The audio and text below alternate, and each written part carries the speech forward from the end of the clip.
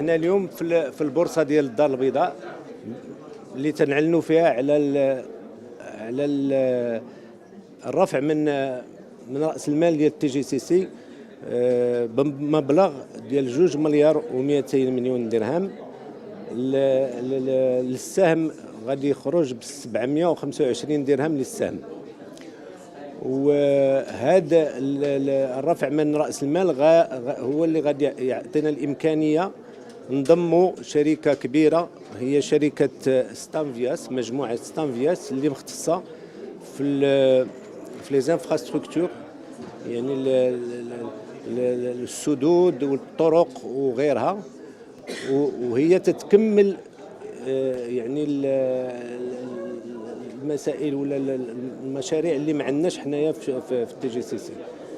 بهذا يعني هذه العمليه هي في المسار ديال اللي خططناه منذ سنين في الماضي، وكنا عندنا 3 محاور علاش ديال التطوير ديال التي جي سي سي. المحور الاول هو كان التكامل العمودي، يعني تنخلقوا بعد فروع في ميدان البناء.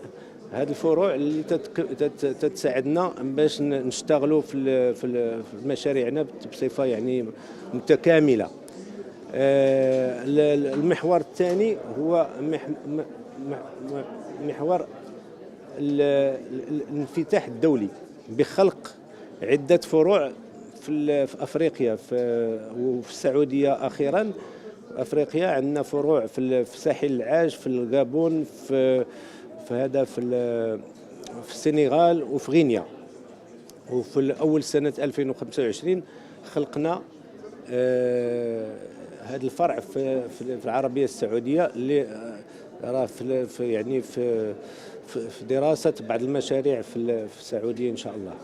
المشاريع التنمويه ديال بلادنا اللي خطط لها سيدنا الله ينصرو، يعني بتعليماته الساميه، كان هذا الشيء يعني تعطينا واحد الدفعه كبيره للتطور يعني كشركه وطنيه. واخر شيء هو الملعب ديال، حنايا شاركنا في الملعب ديال الدار البيضاء بن سليمان، وخدنا يعني في مجموعه تي جي سي سي اس جي تي ام.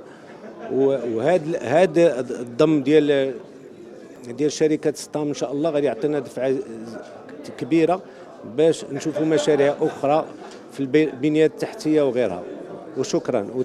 ومن هذا المنبر تنطلب من الناس يستثمروا معنا، ونوعدهم بان غادي يكون ان شاء الله تي جي سي سي